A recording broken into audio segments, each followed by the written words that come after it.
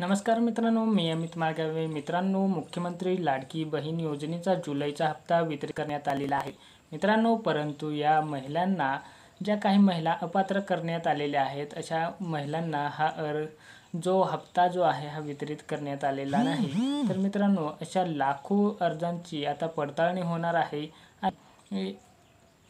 यामध्ये जी माहिती मिळालेली आहे ही महिला व बालविकास विभागाच्या माध्यमातून ही माहिती मिळालेली आहे. तर मित्रांनो, कोण पात्र असणार आहे, कोण अपात्र असणार आहे, अशा प्रकारचे जे मोठ्या प्रमाणात प्रश्न विचारण्यात येत आहेत. महिलांना देखील मनामध्ये हे प्रश्न गोंधळ करत आहे.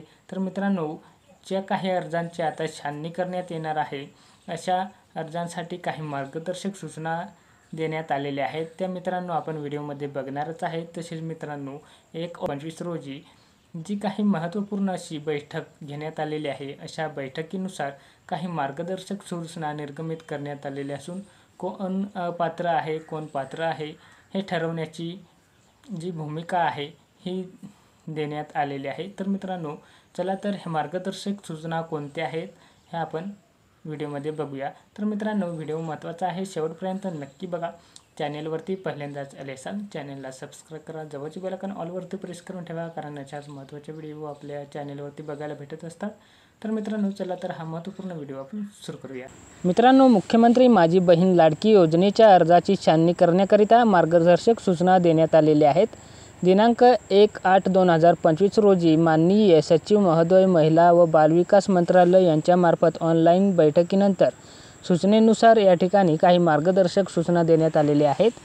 तर मित्रांनो, ह्या सूचनेनुसार ज्या महिला अपात्र होणार आहेत किंवा त्यांना पात्र होत्या त्या अपात्र करण्यात आलेल्या आहेत, अशा प्रकारच्या ह्या मार्गदर्शक सूचना देण्यात आलेल्या आहेत. तर मित्रांनो, काय आहे सविस्तर माहिती, चला तर बघूया.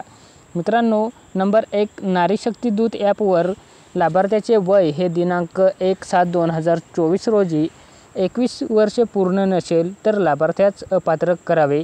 तर मित्रांनो, या ठिकाणी नारी शक्ती दूत ॲपवरून जर तुम्ही फॉर्म भरला असेल तर त्या ॲपवरती जर तुमचे पहिले वय 1/7/2024 या तारखेला जर तुमचे 21 वर्षे पूर्ण नसेल तर ते तुम्हाला तुमचा अर्ज जो आहे हा अपात्र करण्यात येणार आहे. मित्रांनो, पुढचं जर बघितले तर वेबसाईट पोर्टलवर लाभार्थ्यांचे वय हे दिनांक 30/9/2024 रोजी 21 वर्षे पूर्ण नसल्यास लाभार्थ्यास अपात्र करावे. मित्रांनो, जर तुम्ही वेबसाईटवरून लाडकी बहीण योजनेचा फॉर्म भरला असेल तर या ठिकाणी तुम्हाला 30/9/2024 रोजी 21 वर्षे पूर्ण असणे गरजेचे आहे, तर तुमचा अर्ज हा पात्र असणार आहे, अन्यथा अपात्र करण्यात येणार आहे. मित्रांनो, त्यानंतर लाभार्थ्यांचे वय 1/8/2025 रोजी 65पेक्षा जास्त असेल तर त्यांना अपात्र करावा. अशा प्रकारे ही तिसरी सूचना देण्यात आलेली आहे. म्हणजे मित्रांनो, 1/8/2025 रोजी ज्यांचे वय 65पेक्षा जास्त असेल त्यांना अपात्र अर्ज हा करण्यात येणार आहे. मित्रांनो, पुढे जर बघितले तर या ठिकाणी लाभार्थ्यांची वयाची तपासणी करते वेळेस त्यांच्या आधार कार्ड व्यतिरिक्त जे कागदपत्र अपलोड करण्यात आलेले होते ते तपासून वयाची खात्री करण्यात येणार आहे. मित्रांनो, वयाचा पुरावा तपासताना केवळ आधार कार्ड तपासू नये, तर आधार कार्ड असेल इतर कागदपत्रांवर जन्मतारखेचा बदल आढळल्यास लाभार्थ्यांना अपात्र करावे, अशा प्रकारची माहिती देखील या ठिकाणी देण्यात आलेली आहे. तर मित्रांनो, 5वी सूचना आपण या ठिकाणी बघणार आहे. मित्रांनो, कुटुंबात जर एक रेशन कार्ड म्हणजे एक कुटुंब किंवा 2पेक्षा जास्त लाभार्थ्यांची तपासणीमध्ये लाभार्थ्यांचे रेशन कार्ड तपासावे. तसे मित्रांनो, त्यातील किती महिला ह्या योजनेचा लाभ घेत आहेत हे तपासावे. तर मित्रांनो, या ठिकाणी आता पुढे जर बघितले तर रेशन कार्ड देखील चेक करण्यात येणार आहे.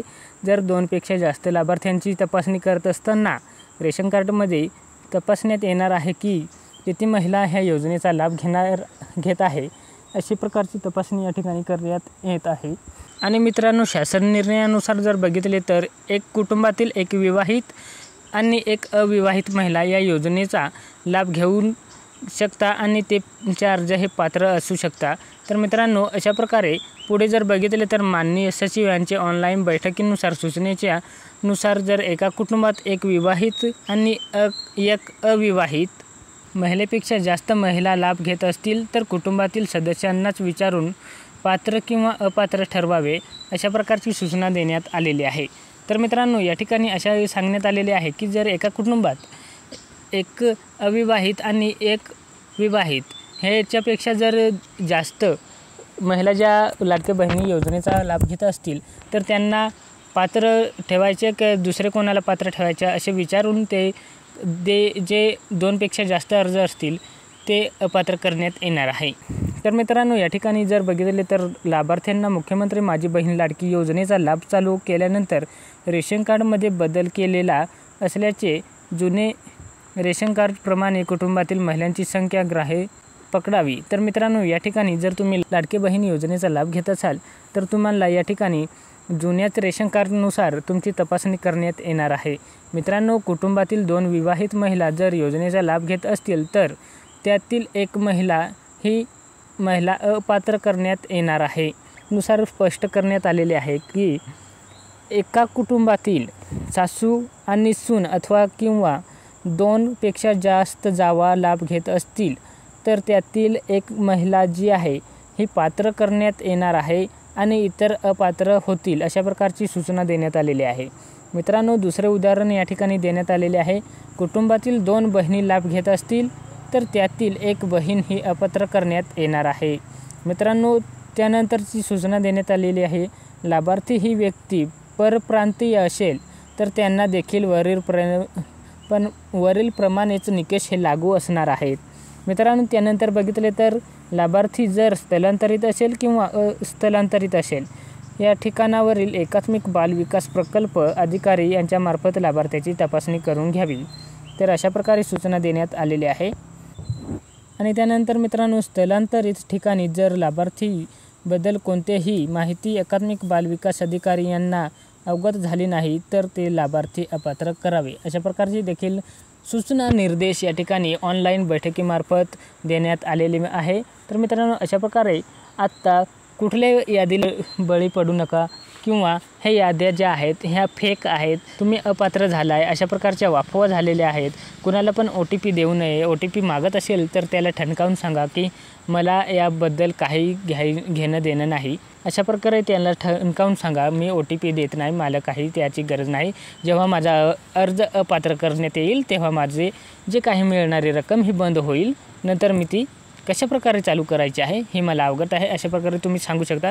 तर मित्रांनो, अशा प्रकारे ही ऑनलाईन बैठक 1/8/2025 रोजी घेण्यात आलेली होती आणि ह्या बैठकीमध्ये ह्या सूचना देऊन ज्या काही आता एकात्मिक बाल विकास जे प्रकल्प अधिकारी आहेत यांच्यामार्फत तपासणी करण्यात येणार आहे आणि लवकरच जे काही अर्ज आहेत, ज्या काही नियमानुसार महिला अपात्र करण्यात येणार आहेत यांचे अपात्र अर्ज हे पुढे दाखवण्यात येणार आहे। तर मित्रांनो, अत्यंत ही महत्त्वाची माहिती होती। तुम्हाला कशी वाटली कमेंट करून कळवायला विसरू नका। चॅनेलला आतापर्यंत सबस्क्राईब नसेल करेल तर सबस्क्राईब करायला विसरू नका। भेटूया पुढील व्हिडिओत एक अशीच माहिती घेऊन, तोपर्यंत जय महाराष्ट्र, धन्यवाद, जय हिंद।